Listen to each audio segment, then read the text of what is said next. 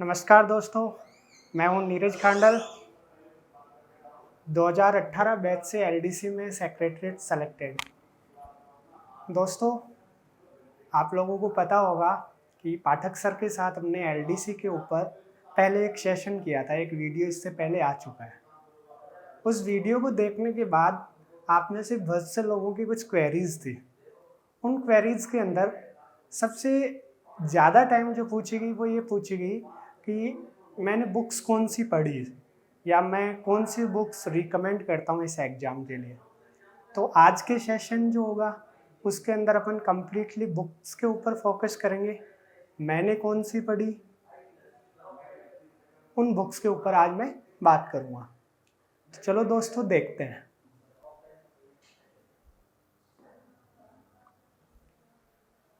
सबसे पहले मैं आपको बताना चाहूँगा कि पूरा जो एलडीसी का एग्ज़ाम प्रोसेस है उसके अंदर दो फेज होते हैं। एक फेज होता है आपका रिटन टेस्ट का, जिसमें पेपर फर्स्ट और पेपर सेकंड आता है। दूसरा फेज होता है आपका कंप्यूटर टेस्ट का, जिसके अंदर टाइपिंग और दक्षता की बात होती है।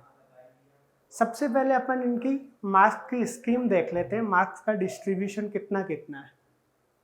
तो फेज फर्स्ट जो है उसमें पेपर फर्स्ट है वो भी 100 मार्क्स का है और पेपर सेकंड भी आपका 100 मार्क्स का है। तो रिटन एग्जाम जो है आपका टोटल 200 मार्क्स का है। पेपर फर्स्ट के अंदर आपके 3 सब्जेक्ट हैं, जीके, जीएस और मैथ्स। 3 सब्जेक्ट में अगर आपके 100 मार्क्स डिस्ट्रीब्यूट होते हैं तो ईच सब्जेक्ट को मिलते हैं 33.33 मार्क्स। तो आपका जीके, जीएस और मैथ्स तीनों सब्जेक्ट 33.33 मार्क्स के हैं। इस तरीके से टोटल 100 मार्क्स का होता है। आपका जो पेपर सेकंड है 100 मार्क्स का, इसमें 2 सब्जेक्ट हैं आपका, हिंदी और इंग्लिश। अगर 100 मार्क्स 2 सब्जेक्ट में डिस्ट्रीब्यूट होंगे तो दोनों सब्जेक्ट हैं आपके 50-50 मार्क्स के।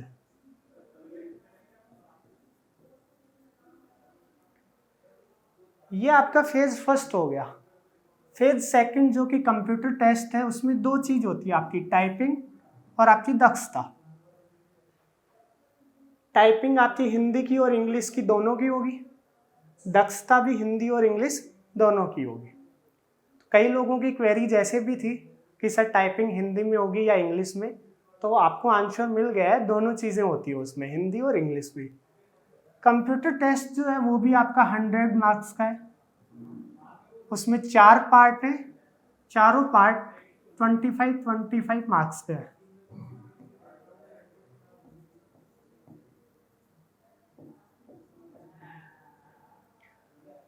तो इस सारे अपन मार्क्स डिस्ट्रीब्यूशन को अपन देखते हैं तो टोटल आपका 9 पार्ट में आप स्प्लिट कर सकते हो। GK, GS, maths, Hindi, English, Hindi typing, English typing, Hindi दक्षता, इंग्लिश दक्षता। सबसे ज़्यादा जो मार्क्स डिस्ट्रीब्यूशन है, सबसे ज़्यादा मार्क्स जिसको कंट्रीब्यूशन है वो आपका हिंदी और इंग्लिश के सब्जेक्ट्स का है, जो कि पेपर सेकंड में है। 50-50 मार्क्स हैं। तो अपन सबसे पहले इन्हीं पे बात करते हैं कि इनके लिए कौन सी सब्जेक्ट्स मैंने पढ़ी है। दोस्तों, हिंदी और इंग्लिश दोनों के लिए केवल एक एक स्टैंडर्ड बुक काफ़ी होती है। मेरे केस में मैंने हिंदी के लिए राघव प्रकाश जी की बुक आती है, आप सब उससे परिचित होंगे। मैंने थोरोली केवल इस बुक को फॉलो किया। अगर आपके पास ये बुक है तो बहुत अच्छी बात है, नहीं है तो कोई भी स्टैंडर्ड बुक, केवल आप एक बुक पे फोकस करो, उसको आपको फॉलो करना है। कुछ टॉपिक्स ऐसे भी होंगे जो राघव प्रकाश बुक्स में हो सकता है आपको नहीं मिले, उन टॉपिक्स को आप यूट्यूब पे सर्च कर सकते हैं। यूट्यूब पे खुद राघव प्रकाश वाले जो सर हैं उनके भी वीडियो मिल जाएंगे। उनके अलावा भी आप जिनको भी फॉलो करते हो, जो टीचर आपको समझ बैठता हो, उनके वीडियोज़ को आप फॉलो कर सकते हैं। ऐसे ही इंग्लिश के लिए मैंने जो बुक फॉलो करी थी वो अपना अरिहंत पब्लिकेशन की बुक आती है, बख्शी जी की।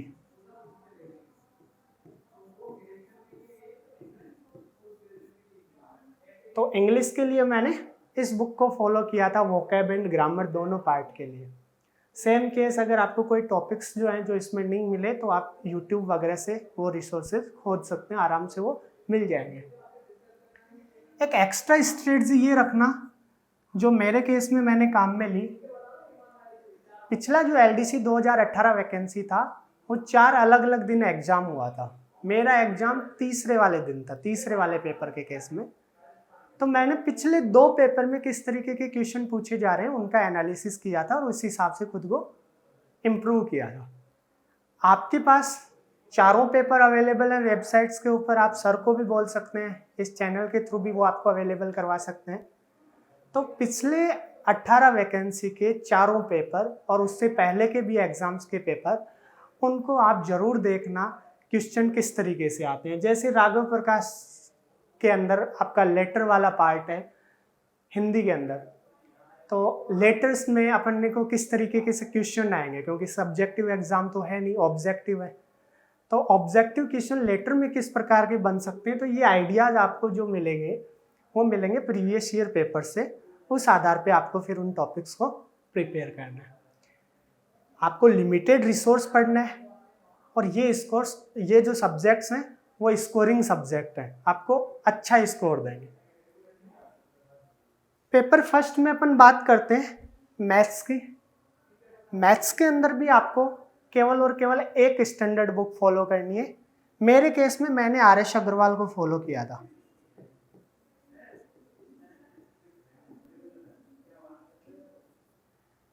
आर.एस. अग्रवाल के अलावा कुछ टॉपिक ऐसे हैं जो किसी स्टैंडर्ड बुक में नहीं मिलते हैं, जैसे वैदिक गणित का चैप्टर जोड़ दिया था, तो वो आपको जो राजस्थान बोर्ड की बुक्स होती हैं उनमें या फिर NCERT बुक्स, इनमें आपको ये टॉपिक मिल जाएंगे और वहाँ पे आपको इनकी प्रैक्टिस करनी है। मैथ्स, हिंदी और इंग्लिश तीनों स्कोरिंग सब्जेक्ट हैं। आप इन तीनों सब्जेक्ट में 90% से अबोव स्कोर कर सकते हो।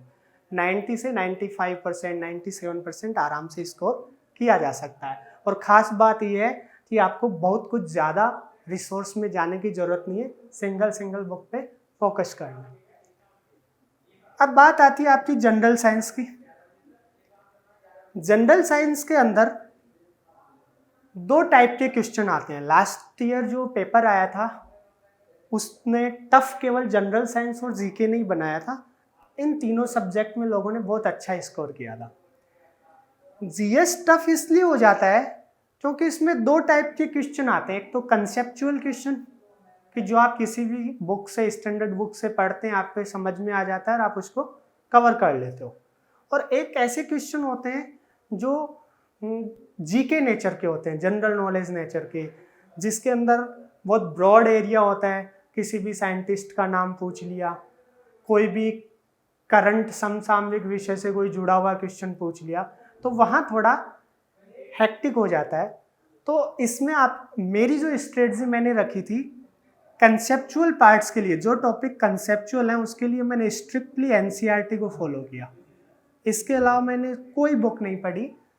NCERT में जो भी टॉपिक्स हैं जनरल साइंस के जो आपके कंसेप्ट को बिल्ड करते हैं, उससे मैंने सारे कंसेप्ट तैयार किए। उसके बाद उन क्वेश्चंस की प्रैक्टिस करना उन टॉपिक से, उसके लिए आपको मार्केट में कोई भी बुक मिले उनसे आप ऑब्जेक्टिव क्वेश्चन उस पर सॉल्व कर सकते हो। मेरे केस में बौद्धिक प्रकाशन की बुक मेरे पास थी साइंस के लिए, तो बौद्धिक प्रकाशन की बुक में टॉपिक वाइज ऑब्जेक्टिव क्वेश्चन भी होते हैं। पहले समझाया होता है, लास्ट में ऑब्जेक्टिव क्वेश्चन होते हैं। उन ऑब्जेक्टिव क्वेश्चंस को NCERT पढ़ने के बाद वो मैंने प्रैक्टिस किए थे। NCERT मस्ट है, सफिशिएंट नहीं है। मस्ट इसलिए है क्योंकि कंसेप्ट बिल्ड करने में यही काम आएगी। सफिशिएंट इसलिए नहीं है क्योंकि ऑब्जेक्टिव क्वेश्चन कम्पिटिटिव एग्जाम में किस तरीके से पूछे जाएंगे वो आपको NCERT से आइडिया नहीं होगा, वो कोई कम्पिटिटिव एग्जाम के आपको बुक्स में मिलेंगे। तो आप इनको फॉलो कर सकते हो। जरूरी नहीं आप बौद्धिक प्रकाशन की बुक ही पढ़ो, कोई भी बुक आप ले सकते हो जिसमें ऑब्जेक्टिव क्वेश्चंस का टॉपिक वाइज सॉर्ट हो। ये जो रिसोर्सेज थे ये थे उन टॉपिक्स के लिए सिलेबस में जो कंसेप्चुअल होते हैं, कहने का मतलब उनको आप पढ़ोगे, उनसे क्वेश्चन आएंगे, जितना इनपुट दोगे उतना आपको आउटपुट मिलेगा। जो टॉपिक्स कंसेप्चुअल नहीं है, जीके नेचर के हैं, जिनके अंदर आपको खोज के बारे में कोई थ्योरी है वो किसने दी, जैसे बायोलॉजी के टॉपिक्स हैं, बायोटेक्नोलॉजी से रिलेटेड टॉपिक्स हैं, उनका एरिया काफ़ी ब्रॉड है। जैसे for example space and technology वाला पार्ट है। स्पेस एंड टेक्नोलॉजी के लिए मैंने इसरो की वेबसाइट से फ्रिक्वेंटली आस्क्ड क्वेश्चंस पढ़े थे। ये श्योर नहीं है कि हर बार क्वेश्चन उनमें से आएंगे ही नहीं आएंगे, क्योंकि मैं आपको बता चुका हूँ कि समसामयिक नेचर के क्वेश्चन है या जीके नेचर के क्वेश्चन है, उनका एरिया ब्रॉड है। आप 1000 क्वेश्चन भी पढ़ लो तो भी कम है। आपको कंसेप्चुअल में मैक्सिमम स्कोर करना है और इसके अंदर जो भी आपको रिसोर्स मिल सके जीके नेचर वाले में, उतना आपको देख लेना है। अब अपन जीके के ऊपर बात करते हैं।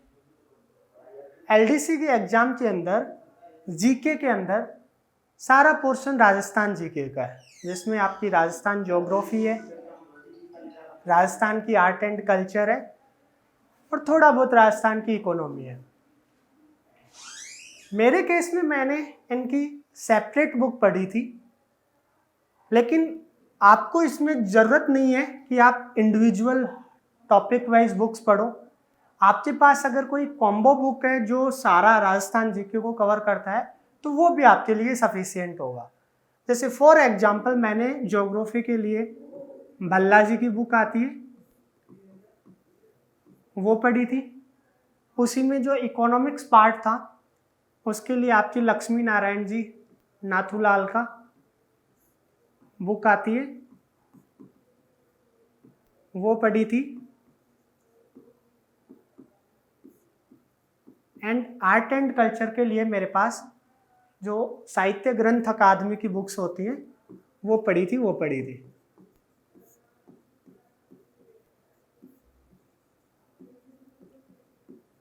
मैं फिर से आपको रिपीट कर दूं कि आपको ज़रूरत नहीं है कि जीके के लिए आप 3 बुक पढ़ो।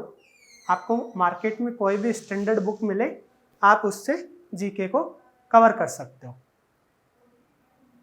अब अपन चलते हैं कंप्यूटर टेस्ट के अंदर। टाइपिंग की आपको खुद को प्रैक्टिस करनी है, अभी से करनी है। जितनी ज़्यादा प्रैक्टिस करोगे उतना इम्प्रूवमेंट आएगा।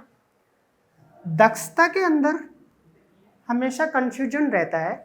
लास्ट एग्जाम जैसे जैसे पास आता है कंप्यूटर टेस्ट, तब जाके ये क्लियर होता है जब बोर्ड उसका डेमो लिंक देता है। कन्फ्यूजन ये रहता है कि एफिशिएंसी जो होगी MS वर्ड के बारे में पूछी जाएगी या MS एक्सेल के बारे में पूछी जाएगी। ये चीज़ें आपको डेमो से क्लियर होंगी। इसके लिए मैंने अपने YouTube के अंदर कई चैनल हैं जो इसके बारे में बात करते हैं या आपको सिखाते हैं। और जहाँ तक मुझे पता है आपका ये जो ऐप है YouTube चैनल है वो भी मोस्ट प्रोबेबली इन दोनों चीज़ों को कवर करने के लिए आपको YouTube ट्यूटोरियल्स डालेगा। मेरे केस के अंदर मैंने ईगल आई करके कोई चैनल था,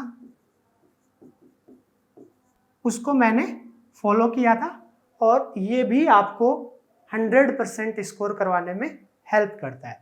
आप चाहे इस चैनल को फॉलो करें, चाहे इसी चैनल के ऊपर आपको वीडियोस मिलेंगे उनको पढ़ना, ये आपके कवर हो जाएंगे।